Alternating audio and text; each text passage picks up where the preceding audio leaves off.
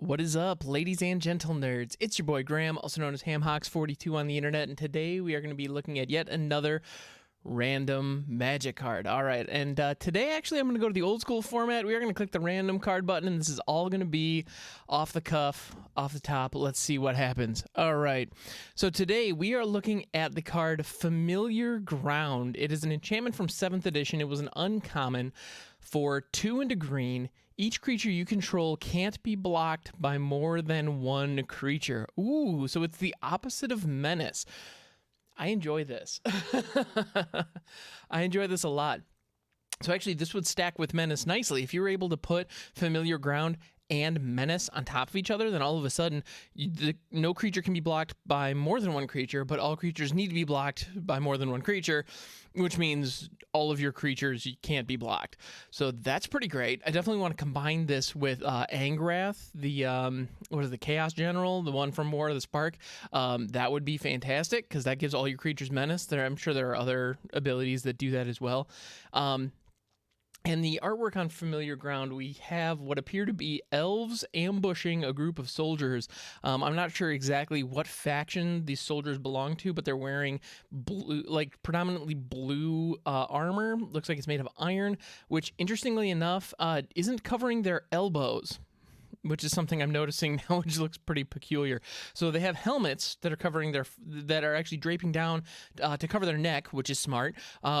They have pauldrons and then bracers and gauntlets, but for some reason their elbows are completely uncovered. Now, I understand with armor, covering the joints is traditionally a weak point because having some kind of covering there is difficult because it does have to move.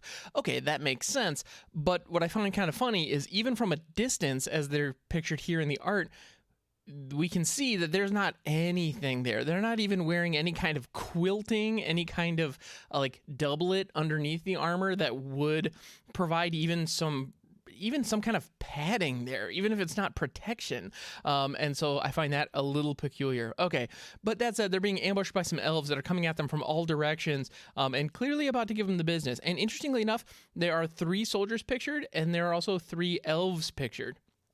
Although, also funnily enough, there's one elf is falling down from like a tree, or what looks like they're jumping down from a tree, and one soldier is positioned with the spear pointed directly up at them, which I believe the artwork is supposed to symbolize the elves coming at these soldiers and clearly having the advantage and that element of surprise. However, that soldier seems pretty darn ready for the elf falling from the treetops. So I feel like that's a little counterintuitive. It kind of goes against what the art is supposed to show. Yeah, then there's also some flavor text. More than any other battlefield, the forest gives the advantage to those who know it best. Ooh, I like that. It's true, though, and that element of surprise and the understanding of the surroundings is something that strategists do discuss at great length. You know, I've never read The Art of War by Zhangzhu? I'm not sure. I'm sure I'm mispronouncing it. I'm sure every single one of those attempts was incorrect. Song Yu, maybe? Anyway, if I keep trying, one of them is going to be right. I'll have no idea which one. But I understand it is common knowledge that forcing your opponent to attack you on your battlefield of choice gives you a clear advantage. There's no question about that. So the concept here of being able to isolate your opponents and force them into direct one-on-one combat because you know the ground, you know the area, you're able to manipulate the battlefield to your ends because you're familiar with it, makes a lot of sense. So I think flavorfully, this card is just top-notch. Also, interestingly enough, another element of this, the artwork that I'm noticing, is on the right half, it's clearly showing the forest. Meanwhile, on the left half of this artwork, it's actually showing in the background some kind of fortress. So we can see where these soldiers have come from. And in fact, they are now entering into the forest, and the elves are here to say, hey, not in our house. And that's it's interesting that they decided that the artist Thomas Gianni decided to take on the challenge of showing that motion in the piece, which is something I really appreciate. It's almost like the moment these soldiers stepped into the forest, the elves were there to deny them entry, which is kind of an interesting dynamic. I would have expected, I know if I were to create a piece for a card called Familiar Ground and showing this, I would put soldiers perhaps even on horseback, like clearly a group of people who are not prepared for the environment, in incredibly dense undergrowth, or incredibly, perhaps, and show that they're having maybe difficulty moving their horses, while a couple of elves are ambushing them in clearly, being able to maneuver and work within the confines of really tight growth. That's the way that I would have envisioned it. This is definitely bringing that vibe, while also showing a little bit from the soldier's perspective, which is kind of interesting. Almost to the point where it makes you wonder, are the elves truly...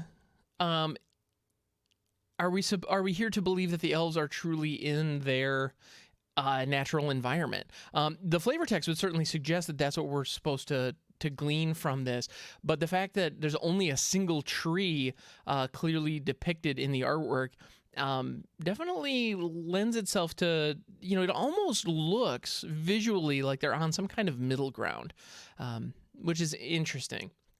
Ooh, mechanically speaking, there's another card that comes to mind with this, and that is a card that shares a name with a video game I absolutely adore, and that is Primal Rage, which is a card that was around. It's another uncommon enchantment from around the same time period that costs 1 green, 1 and a green, and it gives all creatures you control trample. So if you give all creatures you control trample and then force them to be blocked by only a single creature, that means that any blockers that your opponents have, as long as, they need to be at least comparable size to the attackers. Otherwise, those blockers are going to be truly worthless.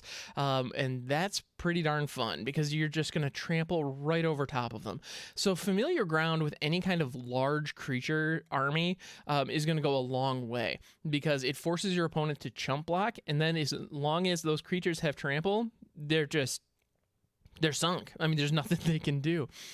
Or, as previously mentioned, you can stack this with Menace to give creatures unblockable.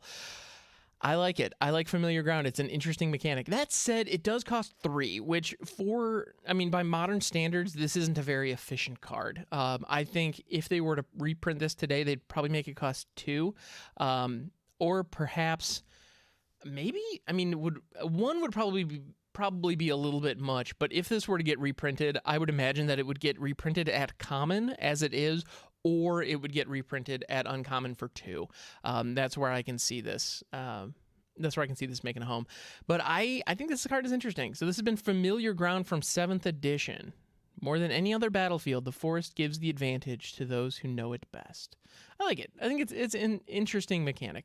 Very cool. Well, thank you so much for hanging out. I appreciate you.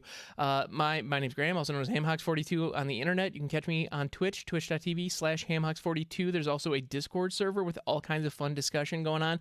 If you have any ideas for decks, or if you would like to use Familiar Ground in something, I would love to hear those thoughts. So please don't hesitate to jump into the Discord or leave a comment below. This show is available as a podcast as well as on YouTube. So thank you so much for hanging out.